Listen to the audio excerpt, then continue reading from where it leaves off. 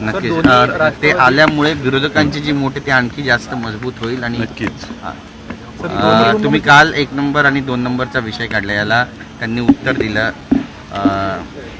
राजेंनी आणि म्हटलं की आम्ही 1-2 नंबर हे अदली बदली करत राहतो. शंभूराजे देसाई म्हणाले, याकडे तुम्ही नेमकं कसं पाहता? नाही, मी तिथंच बघितलं. आता परत बाहेर येऊन पाहायची गरज नाही.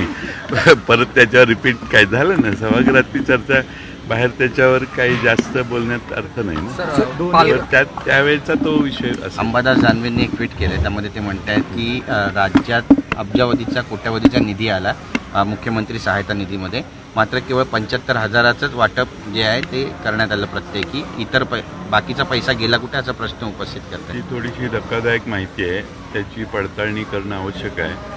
कारण एवढा मोठा निधी आला आणि वाटपच झालं नाही, असं जर खरं चित्र असेल तर ते गंभीर आहे.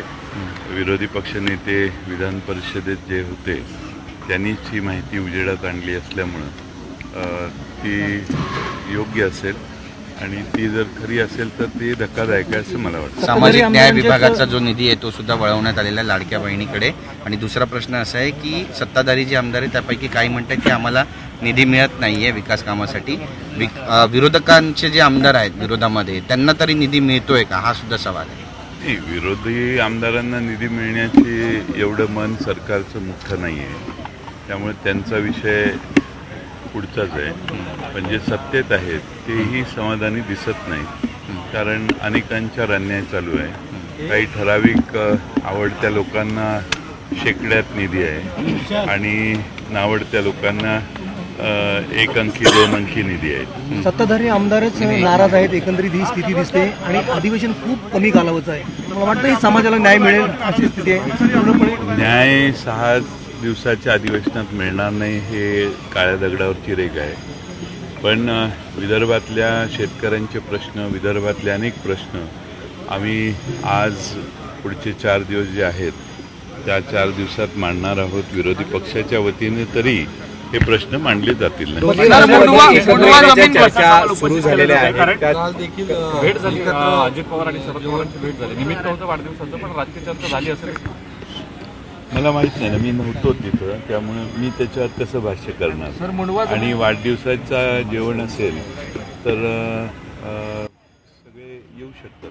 मुंडवा जमीन घोटाळा प्रकरणामध्ये विरोधक नेमके आहेत कुठे असं सवाल सत्ताधारी उपस्थित करत आहे, कारण पायऱ्यांवरती आंदोलन होत नाहीये. नेमकं आता विरोधकांची सत्ताधारी असा प्रश्न विचारू शकत नाहीत. हा तुमचा स्वतःचा प्रश्न आहे असं माझं मत आहे. कारण पायऱ्यांवर आंदोलन करण्याच्या विषयीचा जो विषय आहे, आम्ही सभागृहात सगळेच प्रश्न प्रभावीपणाने मांडतोय. पायऱ्यांवर बसून आंदोलन करणं, ज्या गोष्टी सभागृहात मांडल्या जात नाहीत, सरकार त्याच्यात आडवं येते, त्या गोष्टी पायऱ्यांवर येऊन मांडणं स्वाभाविक. सरकार 32 GR काढलेत आणि 32 GR काढलेत. 21,000 कोटींची मदत शेतकऱ्यांना दिलेली आहे. खरंच अशी शेतकऱ्यांना मदत दिली तुम्हाला असं वाटतं? 32 GR काढलेत आणि 21,000 कोटींची मदत आम्ही शेतकऱ्यांना दिलेली आहे की लोकांपर्यंत पोहोचले. 32,000 GR काढले, 32 GR काढलेत 32 आणि मदतीची आणि 21,000 कोटी रुपयांची मदत शेतकऱ्यांना दिलेली आहे. नाही, शेतकऱ्यांना मदत शेवटपर्यंत पोचत नाही. आणि बऱ्याच महाराष्ट्रातल्या वेगळ्या भागात अतिवृष्टीने त्रस्त असणाऱ्या, नुकसानीत असणाऱ्या शेतकऱ्याला ती मदत पोचलेली नाही, अशी महाराष्ट्रातल्या वेगळ्या भागात तक्रार आहे. लोक तक्रार करतात, ती विरोधी पक्ष म्हणून आमच्याकडे येते, म्हणून आम्ही आवाज उठवतो. त्यामुळं सरकार कितीही म्हणत असलं, किती पैसे वाटले आणि किती नाही, मला वाटतं की लोकांचं समाधान झालेलं नाही. राज्यात महायुतीचा फॉर्म्युला ठरलाय महापालिकांसाठी आणि इतर निवडणुकांसाठी. महाविकास आघाडीचा काही फॉर्म्युला ठरणार आहे का? ते एकत्रच लढणार आहे असं म्हणतात. आम्ही महाविकास आघाडी म्हणून जिथं शक्य आहे तिथं सर्व ठिकाणी एकत्रित लढू. आणि शक्य नाही मुंडवा तिथे जमीन गैरव्यवहार प्रकरणी हायकोर्टाने असं सांगितलंय की पार्थ पवार यांचं नाव का नाही, असा प्रश्न जो आहे तो उपस्थित केला. काल उपमुख्यमंत्री मला प्रश्न विचारण्यात आलेला, त्याच्यावर मी काल बोलून झालेलं आहे. पालघर जिल्ह्यामध्ये सध्या सीमावाद झालाय. वेवजी वेवजी नावाचं गाव आहे महाराष्ट्रातलं. 500 मीटर आत गुजरात सरकारनं स्वतःचे आता तिथे तंबू लावलेत आणि त्यामुळे त्या गावामध्ये आता गोंधळ निर्माण झालाय, वाद सुरू झालेले आहेत. मला त्याची तपशिलात माहिती नाही, मी माहिती घेऊन दुपारी बोलतो. सर रवी राणा माहिती सर रवी राणा म्हणतात की बिबट्याला पाळीव प्राण्याचा दर्जा द्या आणि बिबट्याला पाळण्याची परवानगी सरकारनं द्या. आज सकाळी पण आम्ही बघितलं की इथे विधानभवनामध्ये कुत्रे पकडण्यासाठी नागपूर महापालिकेचे कर्मचारी आले होते आणि कुत्रे पकडण्याचा बराच प्रयत्न केला, पण कुत्रे पळून गेले सगळे. ज्या सरकारला कुत्रे पकडता येत नाही ते बिबटे काय पकडणार, हा दुसरा प्रश्न त्यातून उद्भवतो. रवी राणांचं जे दृष्टिकोन आहे की बिबट्यांना पाळीव प्राण्याचा दर्जा द्या, त्यामुळं महाराष्ट्रातल्या सत्तारूढ पक्षाची दिवाळखोरी काय चालू आहे हे तुम्हाला त्यातनं लक्षात यायला हरकत नाही. पुणे जमीन प्रकरणावरती विरोधक गप्प आहेत. तेरी भी चूक असं काही वातावरण आहे असं काही नाही. आमच्या सरकारच्या समितीच्या निष्कर्ष काय येत आहेत याची वाट आम्ही बघतोय. 1 महिन्याची मुदत त्यांनी घेतलेली होती. त्या मुदतीत ते काही निष्कर्ष काढतील, त्यानंतर त्यावर आम्ही बोलू. ज्यावेळी निष्कर्ष निघाले नाही तर हवेत गोळ्या मारणं योग्य नाही. जे आमच्या हातात माहिती जी तुमच्याकडे आहे तेवढीच उपलब्ध आहे.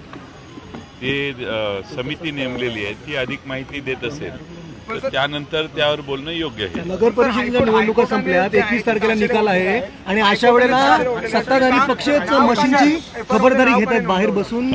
हायकोर्ट म्हटलेलं आहे की एफआयआर मध्ये नाव का नाही नोंदवलं गेलं, असा हायकोर्टाने सवाल विचारलेला आहे. कारण जे सही करतात तेच पहिल्यांदा जबाबदार असतात. त्यामुळे जो करार करतो त्या करार केल्यानंतर त्याच्यावर जर गुन्हा दाखल झाला तर पुढच्या इन्व्हेस्टिगेशनमध्ये त्या कंपनीमध्ये कोण कोण आहे काय आहे हा सेकंड थॉट आहे. तो इन्व्हेस्टिगेशनमध्ये जर पुढे आला तर आवश्यक असेल तर त्यावर पुढचे पावलं उचलली जातात. त्यात पहिल्याच दिवशी सगळ्या गोष्टी होत नाहीत ना, प्रोसिजर आहे. ज्या मशीन्स आहेत ठेवलेल्या त्या मशीन्सच्या संरक्षणासाठी सत्ताधारी पक्षाचा विरोधी सगळे लोक बाहेर बसलेले आहेत, रात्रंदिवस पहारा करतात. हे कशाचं द्योतक आहे? द्योतक आहे कारण लोकांचा या EVMवर विश्वास नाही. अनेक ठिकाणी जयसिंगपूरला का कुठं वडगावला मला वाटतं काल घटना घडली की तिथं CCTV लोकांनी आणून लावलेले कॅमेरे ते पोलिसांनी येऊन काढले. म्हणजे डोक्याचा काही भागच नाही. ते लोक पाळत ठेवत असतील कॅमेऱ्याने तर सरकारचं किंवा पोलीस यंत्रणेला काय त्रास होतो, पण CCTV कॅमेरे लावून देत नाही, तिथं माणसं राहून देत नाही. म्हणजे सगळ्या संशय यावा अशाच हालचाली सरकारी यंत्रणा करत असतात.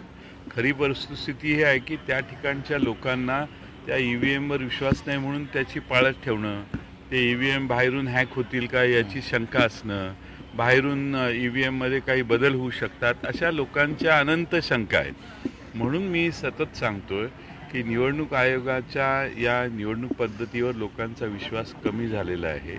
निवडणूक आयोगाने बॅलेटवर निवडणुका घेतल्या तर निवडणूक आयोगाला देखील काहीतरी अर्थ निर्माण होईल. सरकारने कायद्यात बॅलेटने निवडणुका घ्याव्यात हा ठराव मांडला तर महापालिका आणि जिल्हा परिषदा पंचायत समित्यांमध्ये त्यांनी सत्तारूढ पक्षाने मिळवलेल्या विजयावरही शंका असते. मग त्या ज्याचा विजय होतो त्यालाही समाधान नाही आणि ज्याचा पराभव होतो त्यालाही समाधान नाही. त्यामुळं बॅलेटच्या निवडणुका ज्या पूर्वी होत्या त्याच करणं योग्य आहे. थँक्यू. Thank you sir. थँक्यू.